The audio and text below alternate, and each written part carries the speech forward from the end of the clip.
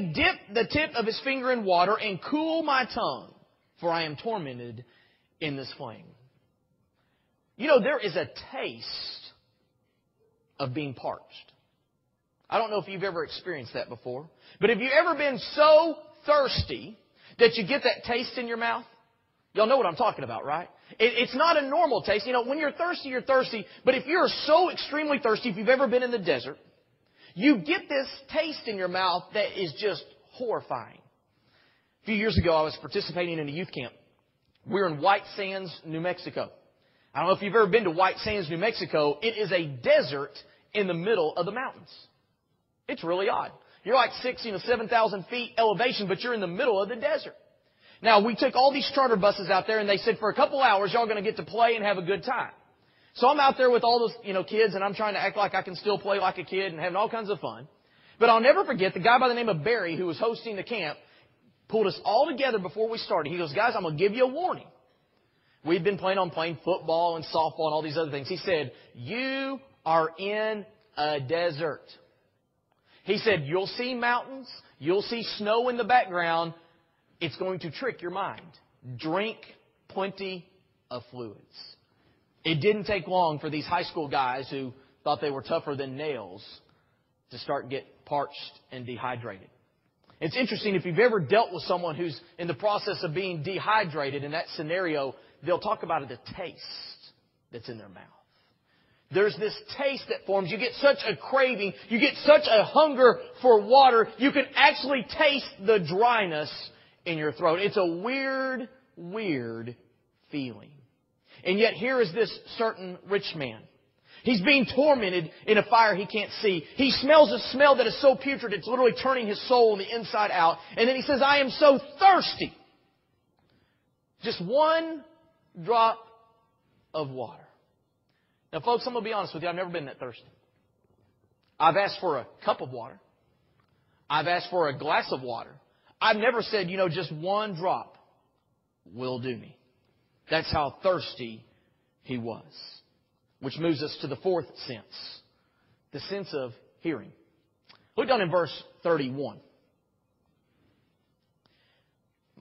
Abraham makes this statement to him in response to his brothers. He says, and he said unto him, if they hear not Moses and the prophets, neither will they be persuaded, though one rose from the dead. In other words, what Abraham is stating to this man is simply this. He said, these guys have access to the writings of Moses. They have access to the writing of the prophets. They have access every day of their life to go down to the synagogue and to hear, quote unquote, how they can be saved. They're not hearing them. How will they hear if one rose from the dead? Which brings up something I want to show you is this. Here's a man, a certain rich man, who finds himself in a place the Bible calls hell. And you notice something he has? It's called memory.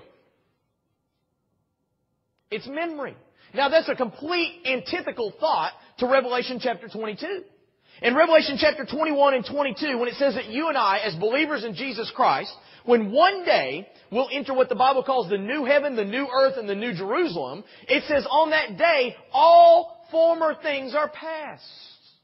In other words, it gives this description of all the junk of this life, all the pain of this life, all the misery of this life is somehow supernaturally, divinely by God erased.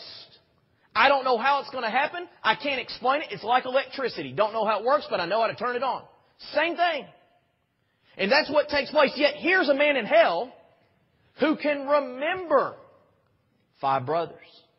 He can remember their spiritual condition. He can remember who Moses is. He can remember who the prophets are. Not only does he have a memory, he has a consciousness of what is taking place around him, which brings up the sense of hearing. Do you not know that the lessons of Moses, the lessons of the prophets, the lessons of the pastors, quote, that he would have sat under, were ringing in his ears for all of eternity? So you may be here this morning. This may be another day in your life that you reject Jesus. This may be another day that you go out the back door and say, I don't need that Jesus guy. Don't need him. Let me forewarn you that if you stay in that condition, If you stay hellbound till the day you breathe your last breath and you enter the place of hell, the message you're hearing right now will ring in your soul for all of eternity. You will hear over and over again, you were warned. You will hear over and over again, you knew how to get out with the person of Jesus. You will think, oh my goodness, oh my goodness, oh my goodness, I had the opportunity, I didn't do it. I'm going to tell you what, you may not like my preaching, but some of you may hear it forever in hell. As it rings over and over and over. He was constantly reminded of the message he was rejected. He was constantly reminded of the truth he said no to. He was constantly reminded of all the opportunities to give his life to God, and he said no every time. He's tormented in a flame. There's a stench around him. There's a taste in his mouth from the dryness, and there's this constant ringing in his soul of what he didn't do when he should have. Which brings me to the worst sense he could have had and did. It's the sense of sight. Look in verse 23. It says, in hell, he lifted up his eyes, being in torments, and he seeth Abraham afar off, and Lazarus in his bosom. We're about to touch on one of the fewest aspects preached upon about the concept and the reality of hell, and it is this. According to Luke 16, which is not a parable, which is a story, a life story of an account of two men, one who posed and one who lifted, Jesus tells us that the man who is in hell can see what's going on in heaven.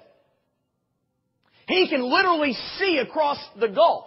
He can't cross it, he can't pass it, but he can see Lazarus. He can see Abraham. He can see where he could have gone, and he didn't.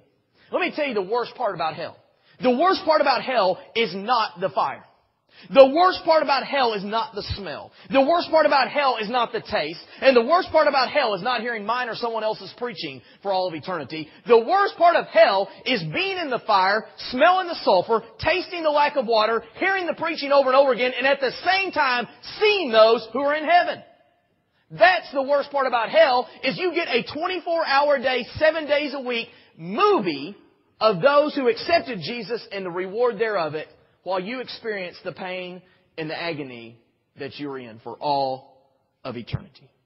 The worst sense of hell is this: the fact that you see where you could have gone, and you didn't. You see where others went, and you didn't. You see, and you see, and you see. And you hear, and you hear, and you hear. And you taste, and you smell, and you feel. And all of those things that we know like today on earth last for all of eternity. Folks, in summary, hell is a real place. It's not fiction. It's not made up.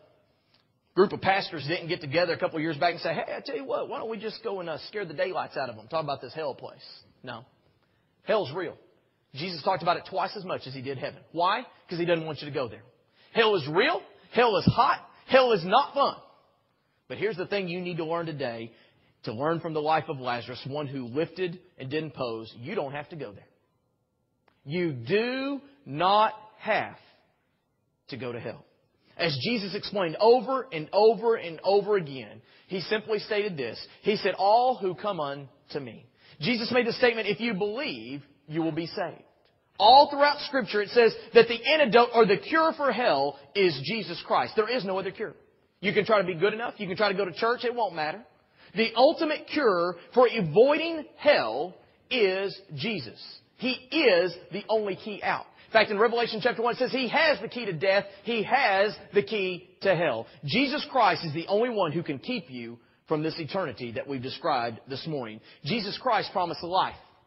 Jesus Christ promised peace. Jesus Christ promised an eternity of a place called heaven. Why would you choose what this rich man chose? So what is stopping you? The same thing that kept this man out of heaven and in hell. Pride. An unwillingness to admit who you really are and what you're really doing and where you really stand with God.